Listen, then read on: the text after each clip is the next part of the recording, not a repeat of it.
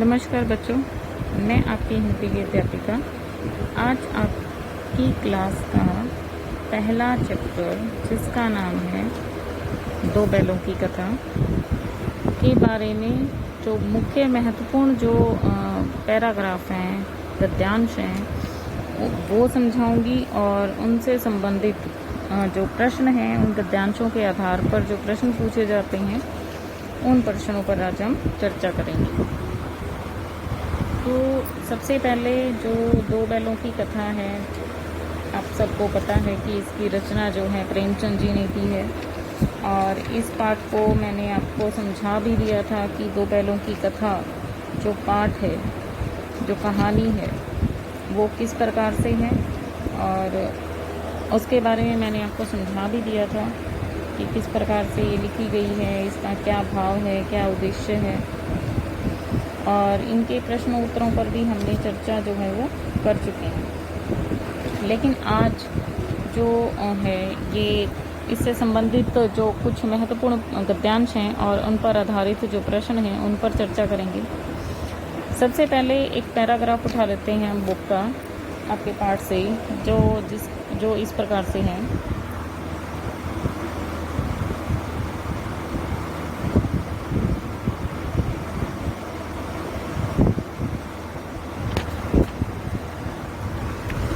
देखिए, जो इस प्रकार से है कि जानवरों में गधा सबसे ज़्यादा बुद्धिहीन समझा जाता है। हम जब किसी आदमी को परले दर्जे का बेवकूफ़ कहना चाहते हैं तो उसे गधा कहते हैं। गधा सचमुच बेवकूफ़ है या उसके सीधेपन, उसकी निरापद सहिष्णुता से ने उसे यह पदवी दे दी है, इसका निश्चय नहीं किया जा सकता। गायें सींग मारती हैं, ब्याई हुई गायें तो अनायास ही सींगहीनी का रूप धारण कर लेती है। कुत्ता भी बहुत गरीब जानवर है, लेकिन कभी कभी उसे भी क्रोध आ ही जाता है। किंतु गधे को कभी क्रोध करते हुए नहीं सुना, न देखा। जितना चाहे गरीब को मारो, चाहे जैसी खराब सड़ी हुई घास खाने सामने डाल दो, उसके चेहरे पर कभी भी असंतोष की छाया न दिखाई देगी। वैसाख में चाहे एक आध बार कुलेल कर लेता हो, पर हमने तो कभी उसे कभी खुश होते हुए नहीं देखा। उसके चेहरे पर एक स्थायी विषाद स्थायी रूप में रहता है। तो सबसे पहले जो है मैं इस पैराग्राफ की व्याख्या आपको समझा दूँ, इसको खोलकर समझा दूँ कि इस पैराग्राफ में जो है वो लेखक हमें क्या समझाना चाहते हैं और उसके उत्तर हम किस प्रकार से दे सकते हैं। ठीक है, तो सबसे पहले जो पैराग्राफ है उसकी व्याख्या आप समझ लीजिए कि यहाँ पर लेखक हमें क्या समझाना चाहते हैं। देखिए, इस पैराग्राफ के माध्यम से लेखक कहता है कि सभी जानवरों और पशुओं में सबसे ज़्यादा मूर्ख प्राणी गधे को ही समझा जाता है। यही कारण है कि जब किसी व्यक्ति को अत्यधिक मूर्ख कहना हो तो लोग उसे मूर्ख न कहकर उसका लाक्षणिक रूप में गधा कह देते हैं। लेखक को इस बात में संशय है कि गधा सचमुच ही मूर्ख होता है, अथवा अपने सीधेपन और अपनी सहनशीलता और किसी को कष्ट न पहुंचाने की उसकी जो मूलभूत प्रवृत्ति है, उसे यह पदवी दिला रखी है। लेखक अन्य पशुओं, गाय और कुत्ते का उदाहरण देते हुए कहता है कि समय आने पर जहाँ गाय सींग मारने लगती है, बल्कि ब्याई हुई गाय तो शेरनी का रूप भी धारण कर लेती है, वहीं पालतू होते हुए भी कभी कभी कुत्ते भी क्रोधित हो जाते हैं, क्रोध में आ जाते हैं। परंतु गधा इतना सीधा व सरल होता है कि उसे कभी उसने न क्रोधित हुए देखा, न क्रोधित होते हुए सुना। गधे को चाहे जितना पीट लिया जाए अथवा सड़ी व खराब घास खाने को दी जाए, गधा कभी भी असंतोष का भाव अपने चेहरे पर नहीं लाता। लेखक के अनुसार गधा बेशक बैसाख के महीने में कभी कभार एक आध बार किलोल करता नजर आ जाता है, परंतु वह स्थायी रूप से कभी प्रसन्न नहीं देखा गया, बल्कि हमेशा उसके चेहरे पर एक कभी ना खत्म होने वाली निराशा अथवा दुख छाया रहता है। लेखक का अभिप्राय यह है कि वस्तुतः गधा एक गंभीर, सहनशील, सीधा व सरल प्राणी है, जो शायद अपने इन गुणों के कारण संसार भर में मूर्खता का पर्याय बना हुआ है। लेखक ने गधे की सरलता, सहनशीलता व गंभीरता का व्यंग्य रूप में वर्णन किया है। यहाँ पर इसकी भाषा में आम चाल बोलचाल की भाषा का सहज और खड़ी बोली का प्रयोग हुआ है। लेखक ने तर्क शैली का प्रयोग करते हुए गधे को मूर्ख सिद्ध करने का प्रयास किया है।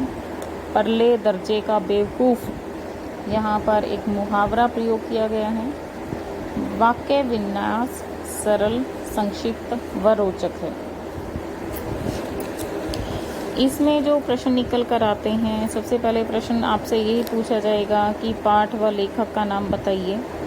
तो इसमें पाठ का नाम है दो बैलों की कथा, और जो लेखक हैं, लेखक का नाम है प्रेमचंद। एक प्रश्न यहाँ पर निकल कर आता है कि जानवरों में किसे सबसे ज़्यादा बुद्धिहीन कौन सा जानवर समझा जाता है। इसका उत्तर है कि जो गधा है उसको सभी जानवरों में सबसे ज़्यादा बुद्धिहीन समझा जाता है। एक प्रश्न और है कि जब किसी आदमी को परले दर्जे का बेवकूफ़ कहना हो तो उसे क्या कहते हैं। तो सीधा सा उत्तर इसका ये रहेगा कि परले दर्जे के बेवकूफ़, किसी को परले दर्जे का बेवकूफ़ कहना हो तो उसके सीधे सीधे हम उसको गधा कह देते हैं। हम किसी व्यक्ति को गधा क्यों कहते हैं?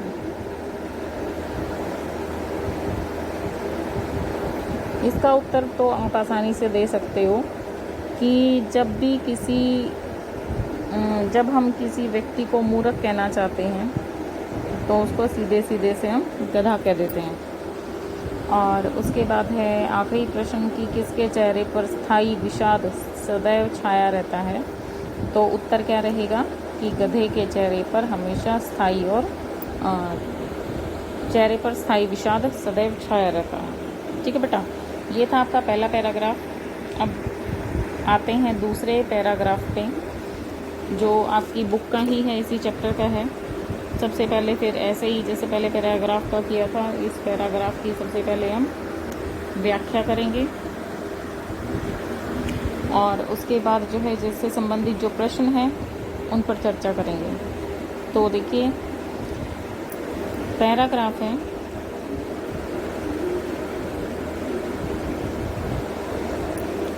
दोनों आमने सामने या आसपास बैठकर हुए एक दूसरे से मूक भाषा में विचार विनिमय करते थे। एक दूसरे के मन की बात कैसे समझ जाता था हम नहीं कह सकते। अवश्य ही उसमें कोई ऐसी गुप्त शक्ति थी जिससे जीवों में श्रेष्ठता का दावा करने वाला मनुष्य वंचित है। दोनों एक दूसरे को चाटकर और सूंघकर अपना प्रेम प्रकट करते। कभी कभी दोनों सींग भी मिला लिया करते थे, विग्रह के नाते से नहीं, केवल विनोद के भाव से, आत्मीयता के भाव से।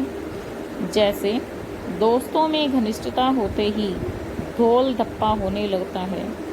इनके बिना दोस्ती कुछ फुसफुसी, कुछ हल्की सी रहती है, जिस पर ज़्यादा विश्वास नहीं किया जा सकता।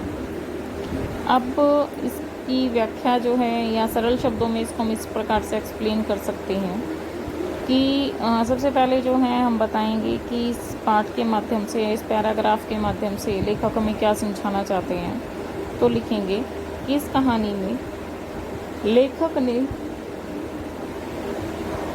दो बैलों की रोचक कथा के माध्यम से मालिक व उसके पालतू पशुओं के भावनात्मक संबंधों को उजागर किया है।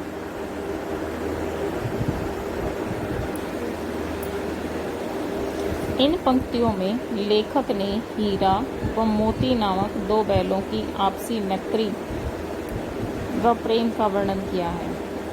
अब ये जो पैराग्राफ है इसको हम सरल शब्दों में इस प्रकार से बता सकते हैं कि इन पंक्तियों में लेखक हीरा व मोती नामक बैलों के आपसी मैत्रीपूर्ण प्रेम का वर्णन करते हुए कहता है।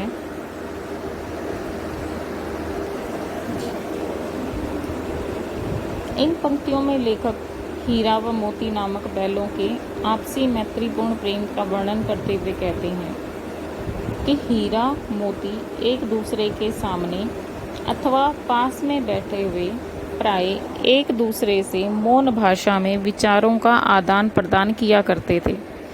वे सहज भाव से एक दूसरे की मन की बात को समझ जाते थे। हालांकि लेखक को सदा इस बात की हैरानी होती थी कि वे एक दूसरे की बात सरलतापूर्वक कैसे समझ जाते हैं। लेखक को लगता है कि अवश्य ही उसमें कोई ऐसी बात छिपी शक्ति रही होगी जिसके माध्यम से वे एक दूसरे की बात समझ जाते होंगे। लेखक को लगता है कि इस प्रकार की गुप्त शक्ति से सभी जीवों में अपने को श्रेष्ठ समझने वाला मनुष्य वंचित ही है। लेखक के अनुसार वे दोनों कभी कभी एक दूसरे को चाटकर, कभी सूंघकर, तो कभी प्रेम भाव से अपने सींग मिलाकर एक दूसरे के प्रति अपना प्रेम व्यक्त किया करते थे। दोनों ही विनोद और आत्मीय भाव से अपने सींगों को मिलाकर पक्के मित्रों की भांति ढोल धप्पा अर्थात मस्ती किया करते थे। लेखक को लगता था कि इस प्रकार की मस्ती के बिना मैत्री भाव हल्का फुल्का तथा खोखला सा प्रतीत होता है। ऐसी मस्ती से रहित मैत्री भाव पर अधिक विश्वास नहीं किया जा सकता। कहने का भाव यह है कि मैत्री में गंभीरता के साथ मस्ती का भाव जो है अति आवश्यक है। अब इस पैराग्राफ से संबंधित जो हैं कुछ जो प्रश्न हैं वो पूछेंगे, लेकिन इससे पहले इस भाव की जो विशेष है या शिल्प सौंदर्य है उसके बारे में हम बात करेंगे। तो यहाँ पर हम कह सकते हैं कि जो ये प्रस्तुत पंक्तियाँ हैं इनमें लेखक ने हीरा मोती की पक्की मित्रता व प्रेम भाव का वर्णन किया है। दूसरा है कि पशुओं में मौन भाषा में बात करने की गुप्त शक्ति होती है और इस तथ्य को उद्घाटित किया गया है। थर्ड पॉइंट आ जाएगा, भाषा आम बोलचाल की सरल व सहज भाषा है और खड़ी बोली का इसमें प्रयोग किया गया है। चौथा पॉइंट आएगा कि इसमें तत्सम तद्भव शब्दावली का प्रयोग किया गया है। और लास्ट या पांचवा पॉइंट हम कह सकते हैं कि इसमें वाक्य विन्यास सरल, संक्षिप्त व रोचक है। अब जो है इससे संबंधित जो प्रश्न हैं उनका जिक्र करेंगे कि हीरा मोती किस भाषा में एक दूसरे से विचार विनिमय करते थे। तो लिखेंगे कि हीरा व मोती मूक भाषा में एक दूसरे से विचार विनिमय करते थे। दूसरा प्रश्न इसमें बनता है कि हीरा मोती में ऐसी कौन सी शक्ति थी जो जीवों में श्रेष्ठता का दावा करने वाले मनुष्य में नहीं है। उत्तर इस प्रकार से रहेगा कि हीरा मोती में बिना बोले एक दूसरे की मन की बात समझने की शक्ति थी। यह शक्ति जीवों में श्रेष्ठता का दावा करने वाले मनुष्य में नहीं है। उसके बाद जो तीसरा प्रश्न है वो ये बनता है कि हीरा मोती किस प्रकार एक दूसरे के प्रति अपना प्रेम व्यक्त करते थे। उत्तर ये रहेगा कि हीरा मोती कभी कभी एक दूसरे को चाटकर, कभी सूंघकर, तो कभी विनोद भाव से अपने सींगों को मिलाकर एक दूसरे के प्रति अपना प्रेम व्यक्त करते थे। इसी पैराग्राफ से एक प्रश्न और निकलता है कि लेखक के अनुसार किस मैत्री पर ज़्यादा विश्वास नहीं किया जा सकता। उत्तर ये रहेगा कि घनिष्ठ मित्रों में ढोल धप्पा के अभाव वाली मैत्री पर अधिक विश्वास नहीं किया जा सकता। लास्ट प्रश्न इसका एक निकलता है कि विचार विनिमय शब्द युगम से विचार के अतिरिक्त दो अन्य शब्द प्रयोग करके दो शब्द युग्म बनाइए। तो जैसे विचार विनिमय है तो उसके साथ साथ जो है एक शब्द बनेगा क्या, वस्तु विनिमय और मुद्रा विनिमय।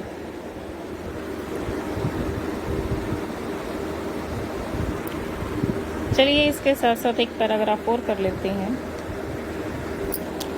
ये पैराग्राफ है, दोनों मित्र जान हथेलियों पर लेकर लपके, सांड को भी संगठित शत्रुओं से लड़ने का तजर्बा ना था। वह तो एक शत्रु से मल्ल युद्ध करने का आदी था। जो ही हीरा एक पर झपटा, मोती ने पीछे से दौड़ाया। सांड उसकी तरफ मुड़ा तो हीरा ने रगेदा। सांड चाहता था कि एक एक करके दोनों को गिरा ले, पर ये दोनों भी उस्ताद थे।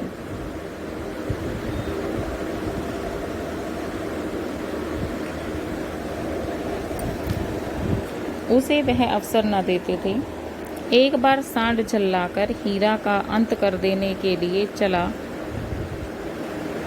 कि मीरा मोती ने बगल से आकर पेट में सींग भोंक दिया। सांड क्रोध में आकर पीछे फिरा तो हीरा ने दूसरे पहलू में सींग चुभा दिया। आखिर बेचारा जख्मी होकर भागा और दोनों मित्रों ने दूर तक उनका पीछा किया, यहाँ तक कि सांड बेदम होकर गिर पड़ा। तब दोनों ने उसे छोड़ दिया। अब वही सबसे पहले जो है इन पंक्तियों में क्या बताया गया है कवि ने, फिर उसकी व्याख्या करेंगे और फिर जो है पैराग्राफ से संबंधित प्रश्न पर चर्चा करेंगे। तो सबसे पहले बता दूं कि इन पंक्तियों में लेखक ने दो बैलों की रोचक कथा के माध्यम से मालिक व उसके पालतू पशुओं के भावात्मक संबंधों का उजागर किया है। इन पंक्तियों में लेखक ने संगठित होकर हीरा व मोती के द्वारा सांड से लड़ने व उसे हराने का वर्णन किया है। लेखक कहता है कि गया के घर से भागने तथा अपरिचित राह के एक खेत में मटर खाने के बाद जब हीरा और मोती टहलते हुए अपने पुराने मालिक झुरी के घर की तरफ जाने की कोशिश में लगे थे, तभी सामने से एक सांड आ गया। पहले तो दोनों ने भागना चाहा, परंतु भागने का रास्ता न देख दोनों ने उस पर संगठित होकर आक्रमण करने की रणनीति बनाई। दोनों मित्र रणनीति के तहत अपनी जान हथेली पर लेकर, अर्थात युद्ध में मरने वाले अथवा मारने की सोचकर सांड पर आक्रमण करने के लिए दौड़े। सांड ने पहले कभी संगठित शत्रुओं अर्थात एकता के सूत्र में बंधे दुश्मन से मुकाबला नहीं किया था। वह तो एक ही दुश्मन से कुश्ती लड़ने का अभ्यस्त था, अतः पूरी तरह तैयार नहीं था। हीरा ने उस पर सामने से आक्रमण किया और दूसरी ओर मोती ने उसे पीछे से दौड़ने पर मजबूर किया। जैसे ही सांड मोती की ओर मुड़ा तो हीरा ने पुनः उसे धकेल दिया। सांड एक एक करके दोनों में से मुकाबला करना चाहता था, परंतु इन दोनों ने उसे ऐसा अवसर नहीं दिया। गुस्से में भरकर सांड जब हीरा पर आक्रमण करने और उसे मारने के लिए दौड़ा, तभी मोती ने बाजू से आकर अपने पैने सींग उसके पेट में चुभो दिए। सांड जैसे ही क्रोध में आकर मोती की ओर मुड़ा तो दूसरी तरफ से बगल में हीरा ने अपने सींग चुभो दिए। हार कर सांड वहां से भाग गया और दोनों मित्रों ने काफी दूर तक उसका पीछा किया। भागते भागते सांड बेजान होकर गिर पड़ा। तब जाकर दोनों ने उसे छोड़ा और पुनः अपनी राह हो लिए। अब इस जो पैराग्राफ है इसका विशेष इस प्रकार से रहेगा।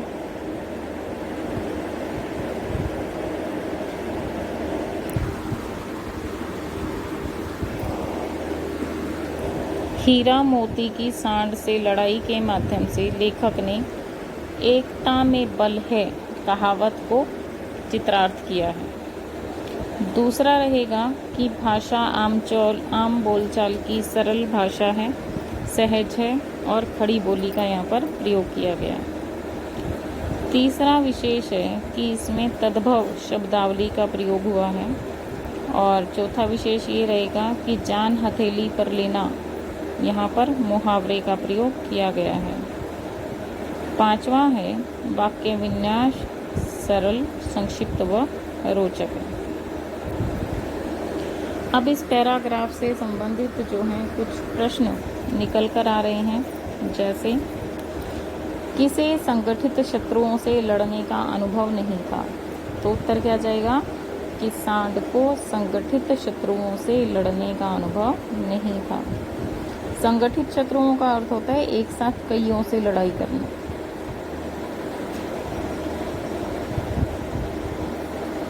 अगला प्रश्न है कि सांड किस प्रकार का युद्ध लड़ने का आदी था, तो उत्तर है कि सांड मल्ल युद्ध लड़ने का आदी था।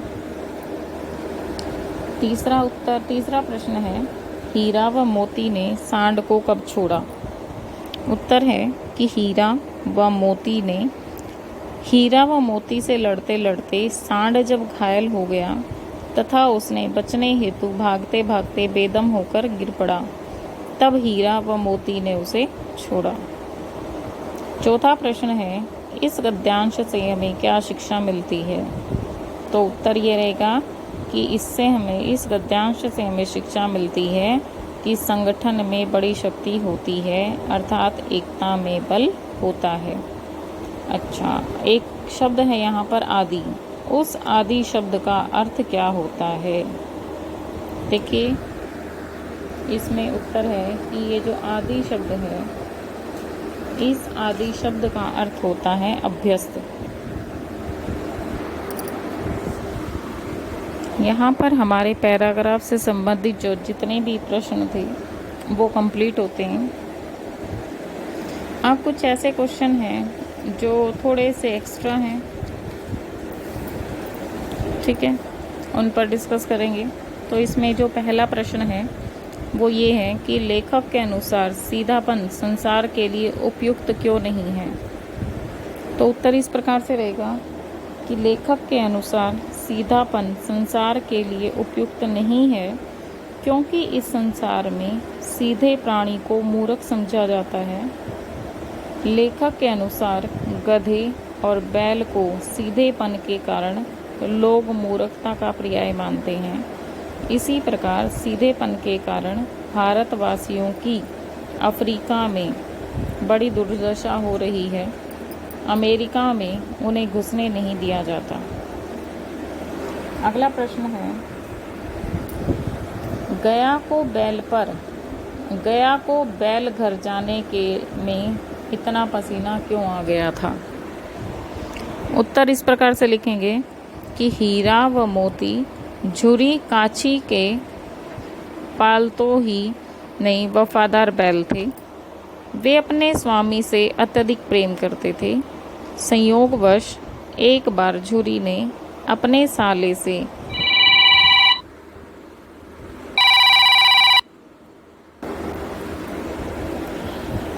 प्रश्न था गया को बैल घर तक जाने के लिए पसीना क्यों आ गया था, तो इसका उत्तर जो है वो इस प्रकार से रहेगा कि हीरा व मोती झुरी काशी के पालतू ही नहीं बल्कि वफादार बैल थे।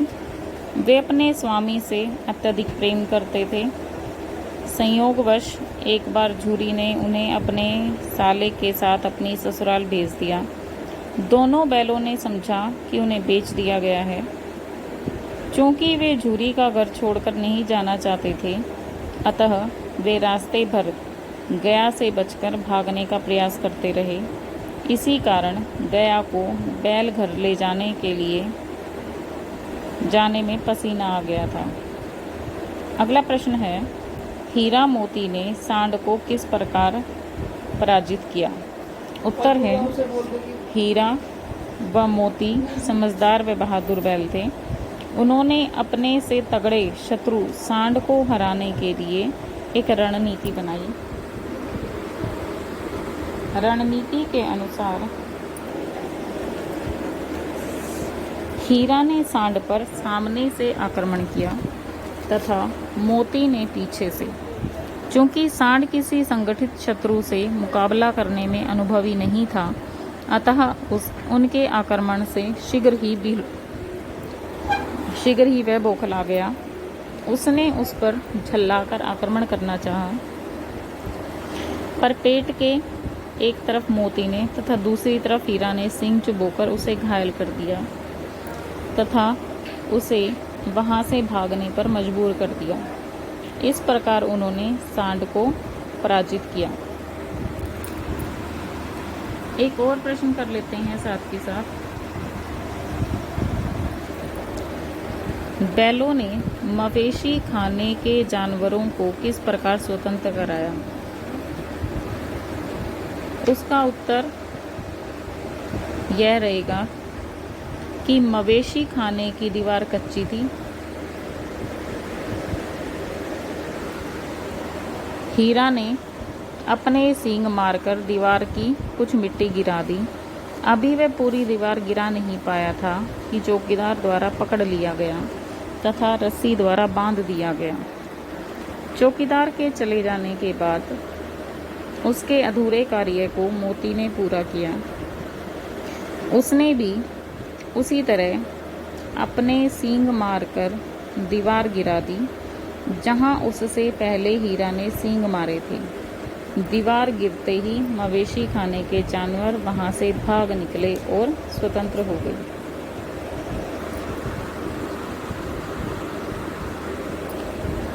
अगला प्रश्न है, हीरा मोती किस प्रकार पुनः अपने स्वामी झुरी के पास पहुंचे?